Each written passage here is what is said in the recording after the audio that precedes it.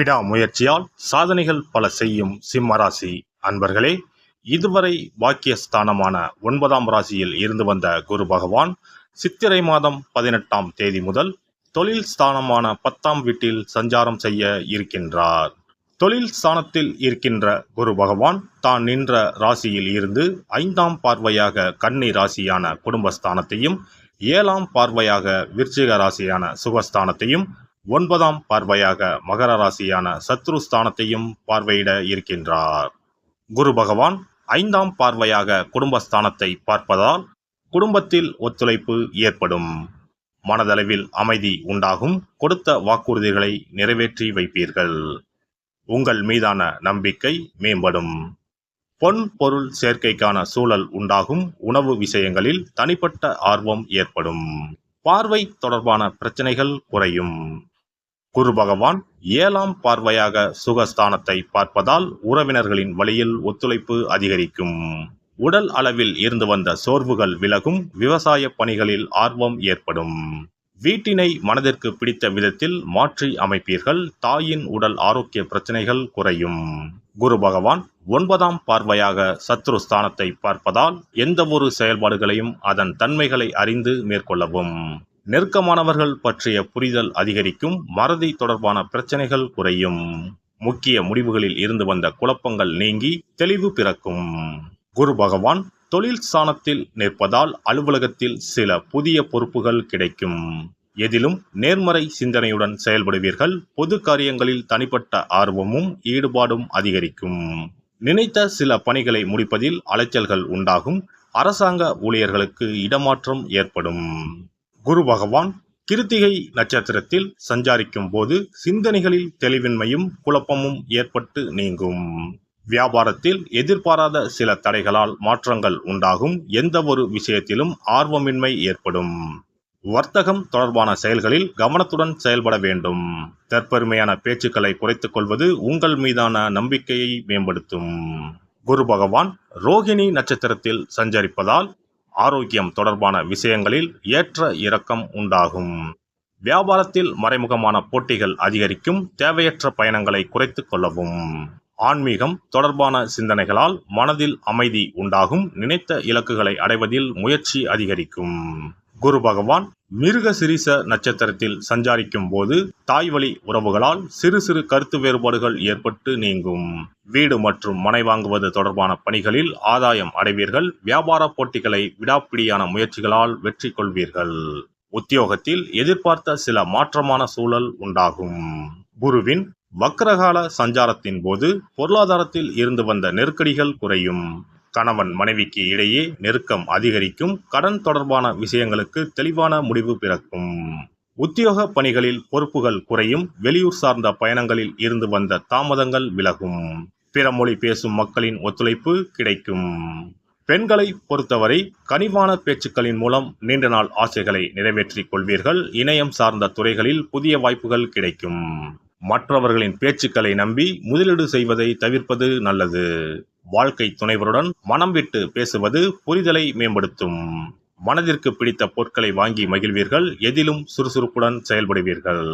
மாணவர்களுக்கு கல்வியில் இருந்து வந்த ஆர்வமின்மை குறையும். மேல்நிலை கல்வியில் இருந்து வந்த குழப்பங்கள் படிப்படியாக குறையும். சந்தேக உணர்வுகளை குறைத்துக் கொள்வது நட்பு வட்டாரங்களை பெரிதுபடுத்தும். உல்லாச பயணங்கள் செல்வதற்கான வாய்ப்புகள் அமையும். பெரியோர்களின் வழிகாட்டுதல் புதிய வளர்ச்சியை உருவாக்கி கொடுக்கும். உத்தியோகஸ்தர்களுக்கு உத்தியோக பணிகளில் எதிர்பார்த்த பொறுப்புகளும் முன்னேற்றமான வாய்ப்புகளும் கிடைக்கும். ஆசிரியர் பணிகளில் மதிப்புகள் உயரும். நிதி நிறுவனங்களில் பணிபுரிவோர்களுக்கு முன்னேற்றம் ஏற்படும். உயர் அதிகாரிகளிடத்தில் அனுசரித்து செல்லவும். தகுதிக்கு உண்டான வேலைவாய்ப்புகள் கிடைப்பதில் சில அலைச்சல்கள் உண்டாகும். மனதில் இருந்து வந்த சில கவலைகள் குறையும். வியாபாரிகளுக்கு வியாபாரத்தில் எதிர்பாராத மாற்றமான சூழல் உண்டாகும். கூட்டணிகளிடத்தில் விட்டு கொடுத்து செயல்படுவது முன்னேற்றத்திற்கு வழிவகுக்கும். எதிர்பார்த்த சில உதவிகள் கிடைப்பதில் தாமதம் உண்டாகும். கால்நடை தொடர்பான வியாபாரத்தில் லாபம் மேம்படும். வாக்குறுதிகள் அளிக்கும் பொழுது சூழ்நிலைகளை அறிந்து செயல்படுவது நல்லது. புதிய தொழில்நுட்ப கருவிகள் பயன்படுத்துவதில் கவனம் வேண்டும். நம்பிக்கையாக இருப்பவர்களின் மறுமுகம் புலப்படும். வழக்கு தொடர்பான விஷயங்களில் இருந்து வந்த தாமதங்கள் குறையும். கலைத்துறையில் இருப்பவர்களுக்கு எதிர்பாராத பயணங்கள் மற்றும் வெளியூர் சார்ந்த வாய்ப்புகள் சாதகமாக அமையும். கடன் சார்ந்த பிரச்சனைகள் குறையும். சக ஊழியர்களிடம் அனுசரித்து நடந்து கொள்ளவும்.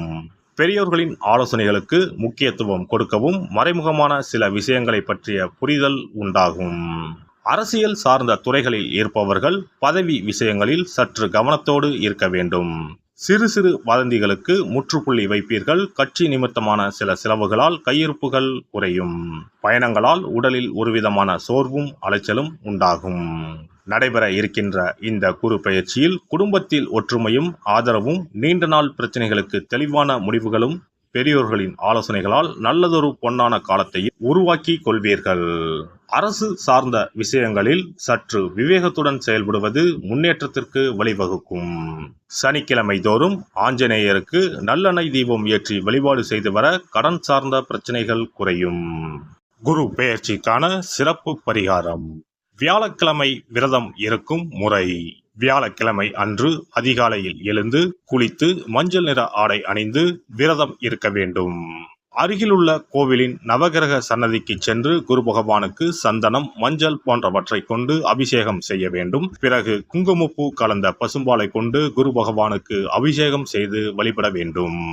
மஞ்சள் நிற பூக்கள் சாற்றி மஞ்சள் நிற இனிப்புகளை நைவேத்தியம் செய்து வழிபட வேண்டும்.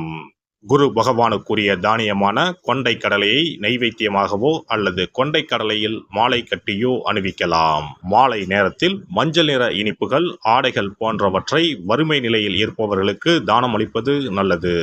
இரவில் உப்பு சேர்க்காத உணவை சமைத்து சாப்பிட்டு வியாழக்கிழமை விரதத்தை நிறைவு செய்யலாம். குரு பகவானை வழிபடும் முறை. குரு பகவானுக்கு தேங்காய் எண்ணெய், நல்லெண்ணெய், நெய் ஆகிய மூன்றையும் கலந்து விளக்கேற்ற வேண்டும்.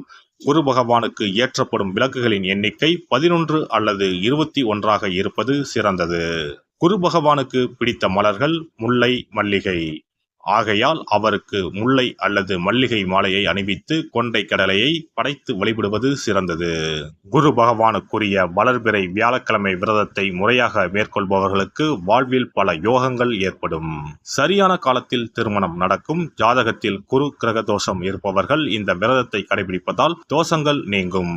தொழில் வியாபாரங்களில் சரியான வருமானங்கள் இல்லாதவர்கள், குடும்ப பொருளாதார நிலை சிறப்பாக இல்லாதவர்கள் இந்த விரதத்தை மேற்கொள்வதால் குரு பகவானின் அருள் கிடைக்கப்பெற்று தொழில் வியாபாரங்களில் செல்வ வளம் பெருகும். மேலும் எதிர்பாராத சிறந்த வாழ்க்கை உண்டாகும்.